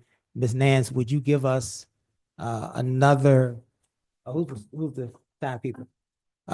Give all of us about 2 minutes apiece for our parting shots. I don't need 2 minutes. You don't need 2 minutes? Okay, give us 10 minutes and then we're gonna bring this horse into the barn. Mr. Lowry, you wanted to go ahead. Yeah, I'm gonna punch a whole bunch of holes in the complete BS that was just fed to the public. Okay, first of all, it's not harassment to want to get open records, and it's not harassment to want to hold people accountable. Okay, family. I keep hearing family. Chief, follow me on this one, please. Okay. It's selective what they do. The body cams, when they thought it would be harmful to my reputation, they released a juvenile's body cam No, that didn't in happen. days. They released it in days, a juvenile, and then this weirdo from YouTube gets it and broadcasts it out there. So family. It was also supposed to be under investigation by the sheriff's department and CPS, which all of it was unfounded, by the way. It's selective. That Okay. was also It, not done by Miss Nance, take your notes. Just take notes. so it did happen, and it was released because they thought it would harm me. not about it. Nobody knows who did it either, by the way. Lawyers involved and everything, just mysteriously was released. The recall paperwork was reformatted from 20 signature lines from 25 to 20. I couldn't get more signatures when I tried. Signature sheets. Again, selective. It's selective. I've requested this prior in previous years to have documents signed. If the fire chief puts out a document, he signs it. Because we would get stuff, and who gave this to you? I don't know. I requested that. Never happened. I have an answer to this. We audit the open records. We hire an outside firm to audit the open records. And specifically, I want the ones that were turned in on paper, because those ones are going to bite you, because they were done by lawyers, law enforcement. So be prepared. Let it go. Let it go. Okay, his time's out. Again, no, I know it's. Mr. Lowry, wait. Wait. Calm down. Did we, Calm did you down. say 2 minutes? per I said person? 2 minutes apiece. I said 2 minutes I apiece. wanna go through this list. Mr. Lowry, calm down. We cannot do anything until we calm down. Okay? I just want to go through the list. Okay, well, I'm presiding. Remember, I got a job to do. Let me do my job. We'll figure it out. Miss Griffin, did you want to give him your time, or did you want to keep your time? Because we said 2 minutes apiece. Say about this topic. You got 2 minutes of Miss Thank you. Griffin's time. The data. Okay, the data has to come from her. It's not trustworthy. It's online. It's not Miss trustworthy Nance, data. just let him talk. Let him talk. I'll give you an example. During one of the recalls, Kiera sends a text message through the system that's monitored by the city that says, I'm going to put in an open record request for you. She's submitting it for a citizen. They didn't even ask for it. And those records were unlawfully released, 0 redactions within minutes of the the recall petition or tax rollback, whichever one it was that was turned in. And then it was put on a Neo narrative page that was broadcasted all over the community. It's selective. The data got to come from her. So you say we need to have her bring the data. Well, then we would have to trust the data that's coming from her, and it's not accurate. Maribel, you said tampering could be creating a record. Well, it could also be tampering, could also be not giving all the information, which has happened time and time again. Stop feeding the storm. I'm sorry.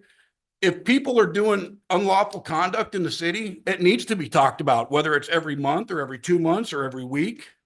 That is our job. Feeding the storm is allowing it for 5 years to continue. That's feeding the storm. And to answer the question, yes, the state sets the fees, but the clerk decides, oh, this person I'm going to charge 70 hours, and this person I'm not going to charge anything. So it's actually, she said it's the state that decides. No, it's the city clerk. The city clerk's office that decides that. They determine, I don't want Sarah Lowry to have 7 open records requests, so we're going to charge her $3,000. But Haley Winkleman can turn in 100 open records requests, and we're not going to charge her anything. It's selective. It's selective. Miss Lowry, your time. And so Mr. Lowry, the resolution is hire a Mr. firm Lowry, audit. that's been 4 minutes. Okay, we appreciate you, and we appreciate your comments. We will take them into consideration. Who is next in these last 2 minutes? You want to go, Joe? Yeah, real quick. All right. as I said, I'm an outcome-driven person, right? The, we hear residents talk about the issues. May I make a suggestion? And I haven't, with the new webpage, I haven't gone through this. But one of the things that I would suggest that we do, I know that other cities do that very clearly up front, is to put forth what the open records manual has, the rights of the requester, as well as the rights of the responsibilities of the entity, and they're very simple, correct, right? And then, which include a very clear request, clearly defined request, and that might be helpful to all of us. I'll put it out. Number two is we did request that at one time, Kira, that all of our boards, remember we used to have those joint meetings where we had the open records training Yes, sir. and things. I don't know if we're still doing that or not. We haven't done it this year, and I don't think we did it last year. Yeah, that might be helpful for us to bring that back. Open records or open meeting? Both, it was both. It was The both of them. every January, we would do a training, boards and commissions training, where we would go over both and parliamentary procedure and all of that. So And I that, believe that- that's what he's and referencing. council members were invited and although there's only responsibility under the handbook for us to take the training 1 year, former council member Osteen and I just recently took it again, maybe 4 or 5 months ago as well too. So I like to keep abreast of the changes that occur. So that's just a suggestion there. And of course, there's no criminal or civil penalties if you don't take the training. So it's kind of a dog with no teeth. Yes, sir. And we have a lot of that in Texas, don't we? Dogs with no Yep. teeth. And, Pro Tem, I think you have. okay. But very clearly, I'm not here to seek a dismissal of you. It's to deal and talk openly about these issues Yeah. that we keep hearing about.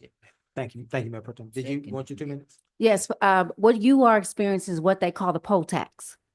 Back in the day when it didn't matter if you could read or write, if you were educated, if you could not pass the test that was given, regardless if you did or not, certain people would say you didn't pass.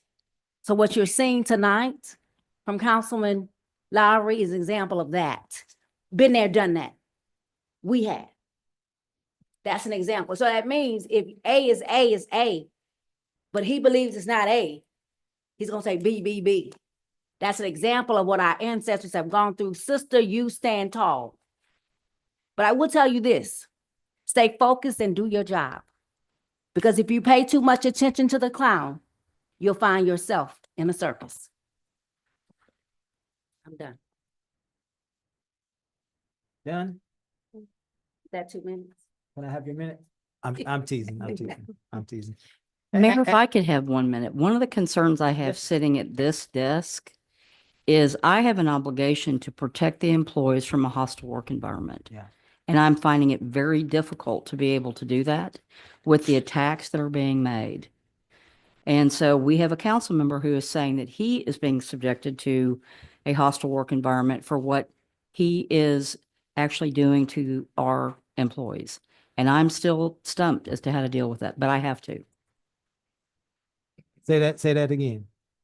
I'm stumped with how I protect the employees from a hostile work environment from a council member who attacks them. Get rid of the criminals. Mr. Lowry, come on. Man. And the only Miss- person on Miss this Lowry. dais that's been convicted of Please. a felony and spent time in the pen. All right. Mr. Lowry and Ms. Holly, thank you both for your comments. Thank you for that. Mr. Lowry, this is always what happens. I'm trying to preside, Mr. Lowry. But thank you for your patience. I'm trying to preside so we can go home, James. Thank you, both of you. At the end of it all, I have 2 minutes. And those 2 minutes will be to talk a little bit about what we just witnessed. Thank you. What we just witnessed. One of the things that I said was we have a choice. We can either feed a storm or find a solution. And the majority of what we heard after that, quite frankly, was the continuation of feeding a storm, and nobody, Ms. Nance did not get any constructive criticism. We did not develop any policies. We have not identified any issues that we can explore as a council. What we did was, we had issues that were valid. Mayor Pro Tem had some valid issues. Mr. Lowry had valid issues. There were valid questions from this side. And at the end of the day, it turned into an F5 hurricane for absolutely no reason. If we are productive people wanting to do what's in the best interest of the people of Lamar. At the end of it all, what's the solution? What is the solution? That's all I want to know. What is the solution? Because at the end of the day, watch this. If I had a wand, watch this. Ms. Nance, go home. Don't ever come back. You're fired. That seat will be filled by somebody. And the day they fill that seat, we're still going to have bad PI requests. Olsen and Olsen is still going to be tripping. We still going to have different requests from different sides that don't match. There's still going to be issues. So as we move forward and I entertain a motion, I am asking my colleagues respectfully, what is the solution? Audit. My time is up. Mr. Lowry. It's a great. And it may be, but bear with me here. It may be, but Mr. Lowry, we want to pay for things that we want, but at the same time, we're saying that we don't have any money. So how are we going to pay for it if we don't have any money? Can I give you a business perspective on it? You can do that. Let's. And then we got to go. We got to wrap this up. But go ahead. If I had the same complaint on an employee for 5 solid years, valid complaints, it's probably time to let that employee go down the road. Can I respectfully rebut you? Sure. All right. With all due respect, Ms. Lowry, because everybody trying to go to sleep. With all due respect, if I complain to you, Mr. Lowry, let's say you had a concrete pourer named John Doe. If I complain to you, Mr. Lowry, that doggone John Doe, you know what he did? He cut my grass 7 inches when I asked him to cut my grass 3 inches. What would you say? Did he do his job appropriately or not? You a concrete pourer. He shouldn't be cutting grass, Joseph.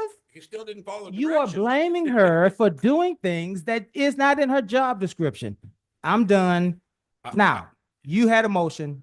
We can't, I wish we can go back and forth all night because we can and it'd be fun, but we got to go home. Ms. Yancey, you had a motion? Before you do, let's be respectful.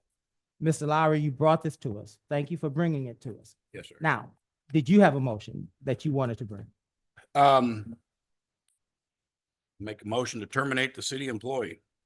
Very good. Here, Nance. Very good. That is a motion on the floor. Is there a second? One more time. Is there a second? Appreciate your motion, Mr. Lowry, but it dies for lack of second. Oh. Miss. Well, you can make a lot of money being a comedian. I tell you The that. definition of insanity. Ms. Yancey, did you have a You motion? know, I really take offense to him laughing because this is someone's job. It's not funny. Yeah. It's cruel.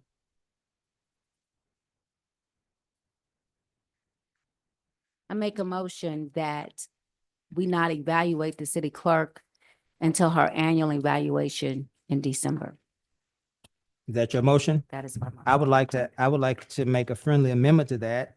And that friendly amendment would be that if Ms. Nance is accused of and arrested for a crime, right?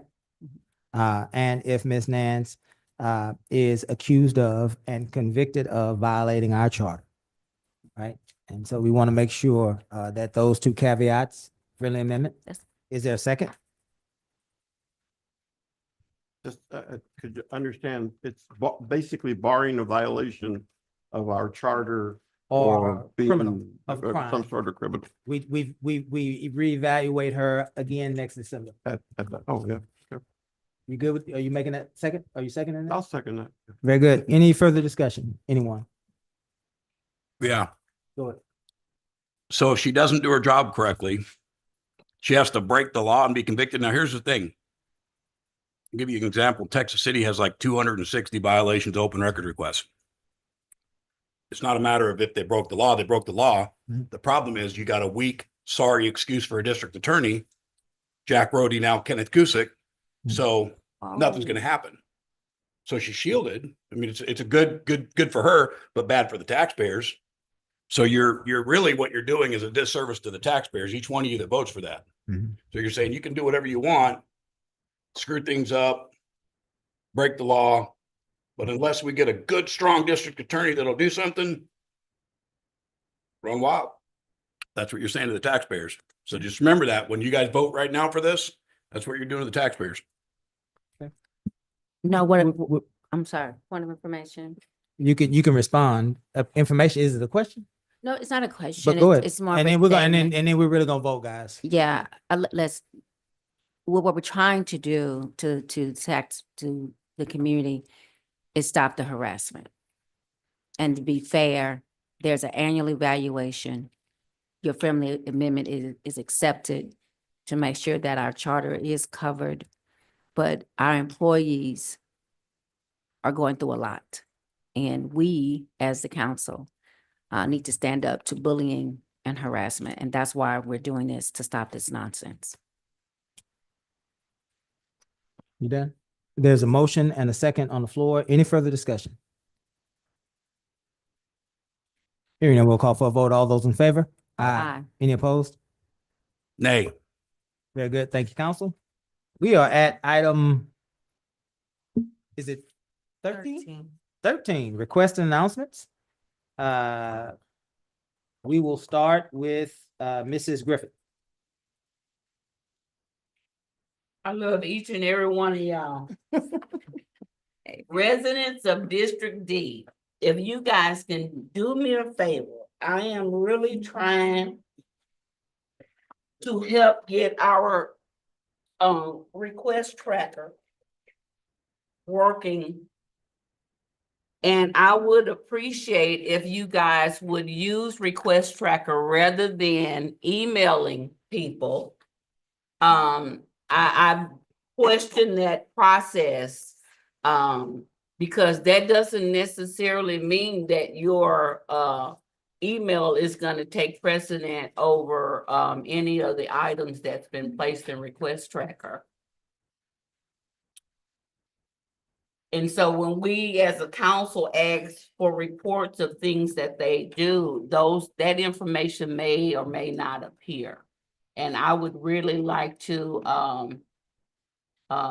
make sure that they are maintaining the district according to the time frame that we have and the things that we're asking them to correct. So for residents of District D, if you don't mind, if there are any issues that we need to, any concerns you would like to report, to please use request tracker. I do understand that there will be times that you will need to email whatever departments for concerns that you feel like that you need to discuss with someone. But for the most part, I would appreciate if we could try to use request tracker so we can keep up with the work that needs to be done in District D. That's all I have right now. Thank you, ma'am. Mr. Lowry? I'd just like to put Kiara on the next agenda. I don't have anything. You don't have anything? Thank you, sir. Miss Yancey? Okay.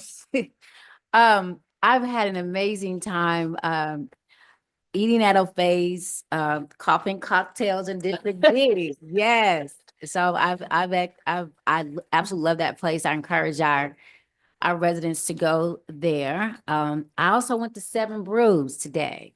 It was very good in District B It is. today. So And some of my, And less expensive than Starbucks. yeah, less expensive. So I encourage you guys to go and check that out. And of course, we went to Hearts when it opened up in District A. So we've got some amazing local affordable places to eat. And so I encourage you all to go out. And also as we prepare for that, you know, the Easter season, all of that. But I do want to give a friendly token of appreciation and encourage our city clerk. I've been through a lot, seen a lot. When I walk through the halls of Clear Lake and through the halls of University of Texas at Austin, and a lot of times I was the only one in a classroom of 500. But it was a scripture that I used to know that God looks at the heart of man. And it was Luke 1:37, for with God nothing shall be impossible. And even in this, it can be done. And when you have one person that is hating on you, who's white, but then you got, God sends you another white man. This is my testimony. Sends you another white man that you've never met and blesses you. That's what he did for me. I got one person hating on me every day, going after my family, harassing my church, going after the church members. But then I have another white man that I've never met that blesses my church and says, don't worry about paying for the church land, it's yours. So that tells me that it's not about color, it's about the person's heart. So even in this, I encourage all of us to look at the heart of people and don't judge people by one person. And that's for everybody, because that's what the enemy wants us to do, to keep us divided, and we're all the same. And so I want to encourage our city, because this kind of stuff can divide us, and I pray that it does not. We are all Americans, and I want you to encourage you, young sister, to know that been there, done that, but we got to hold on to our faith to go forward and know that people are people. And I want to thank our mayor. I want to thank this council. I want to thank you, Barbara, because you've seen a lot. But I really want you to think about our staff and do something to encourage our staff, because I believe there may be others who feel the same way. I see it on our face. And I want our staff to know we are an all-American city, and one monkey doesn't change the game. One person, because I think we're being judged because of the actions of a few. And we have amazing people in this city that are working really hard to make sure that we compete. But I want us to think about, you know, let's have Lamarck joy and enjoy the many good things that we have in our city. And I do apologize to the people that are listening. We are doing our best, our very best, to keep everything professional and polite and kind. And I pray that this council really looks at our ethics policy. And thank you, Joe Campion, for keeping us focused and making sure that we're doing things with HGAC and opportunity zones. Anytime I call you, you help, you look up and you research. I appreciate that, to join me in this fight to keep us focused. To you, Tanya, you're doing an amazing job as well with cleaning up District D, and to our mayor who helps us and controls us, and to Joseph Lowry who critiques us. We all come with different things, but I just want to tell, like you said, I love everybody. I love everybody with our flaws and our issues, but let's try to do what's best for our city and not what's best for ourselves. Thank you, Mayor. Thank you, ma'am. Mayor Pro Tem. Thank you. I distributed to each one of you. There was a State of the Region meeting. It's our annual meeting that we have at the Houston Galveston Area Council of Governments. And it's a 13 county body. And this past year, as Ms. Griffin and our residents know, we have, Lamarque has been recognized for different programs, especially with our parks and some of our activities that were our infrastructure activities, repair of the pipelines. This is the 2025 annual report. We also took the opportunity during that meeting to elect our incoming set of officers. Lamarque had never had representation in terms of the board until I took that step, working with the small city caucus. I continue to do that. And this year, I'm the alternate to one of the members, but it's elected by the small city caucus. And I'm proud to say that the person that worked collaboratively with me is up for the vice chairmanship. So I'll be the second there on that side, too, for the upcoming year. Of course, those things only change if you're not reelected or things of that nature. So just FYI on that side. But it's the big emphasis, big jobs. And you'll be hearing more of that with the FIFA, the World Cup activities in Houston, and a lot of opportunities for small businesses. And that's something you'll be hearing about. I'm part of the Economic Development Corporation, had the opportunity to attend their annual meeting in San Antonio this past week as well. Excited to have many people come up and say, hey, you're from Lamarque. I had my proud Lamarque shirt on. And Lamarque's a happening place. I ran into, from my 13 years as president of a real estate group, RE/MAX, one of the individuals, a commercial broker, who's actually selling her condo in downtown Houston and saying, I'm coming down there, I'm buying a home, and I'm buying 7 other homes there in Lamarque because it represents the greatest value in the area, as well as several other individuals, investors that want to follow up with meetings and to understand how they can get involved in activities here in the city of Lamarque. Dynamic cities and opportunities, and we're going to certainly follow up on all these opportunities. I thank everyone in our community.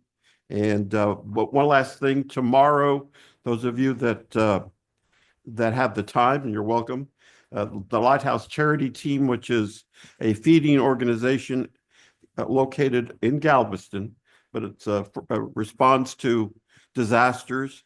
They're having their grand opening tomorrow. That building was recently donated to them by the Del Papa Distribution Group. And that's from 4 to 6 right there. You can't miss it. There as you're going to Galveston on the left-hand side. That's all I have. Thank you.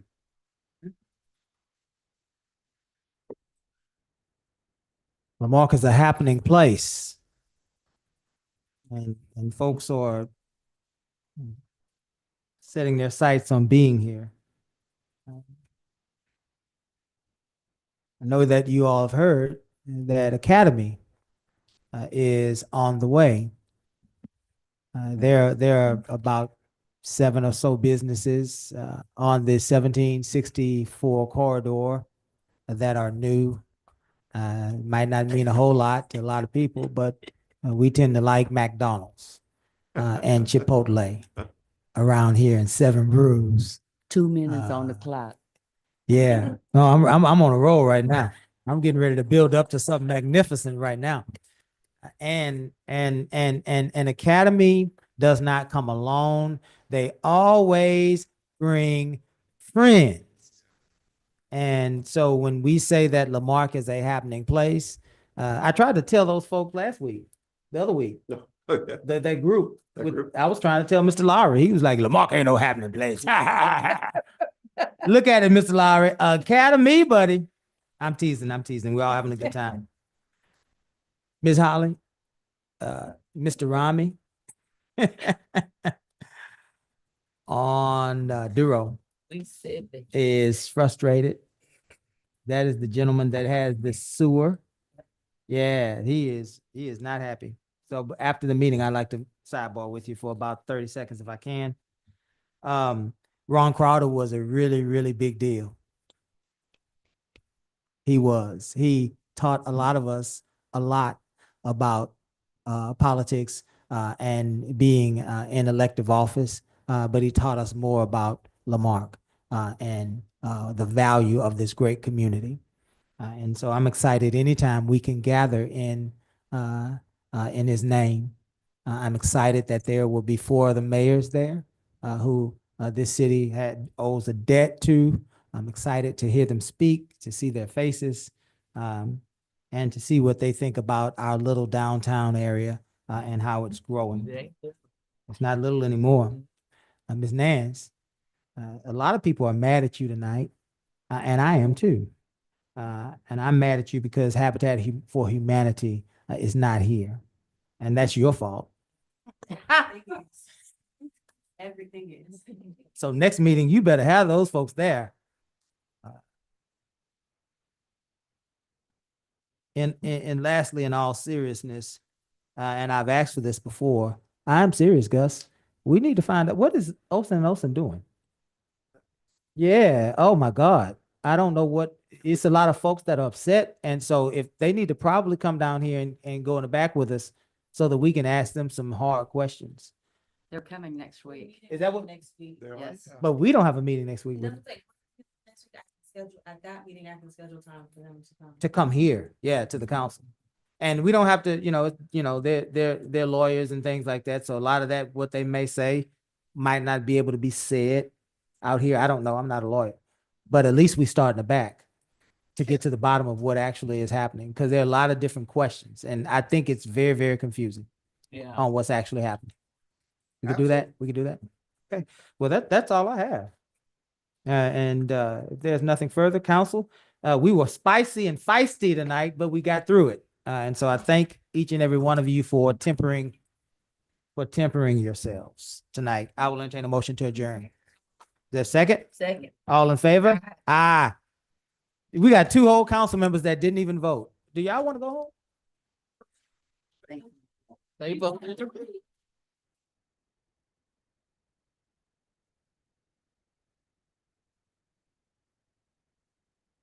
Oh, yeah, I'm sorry, yeah, aye.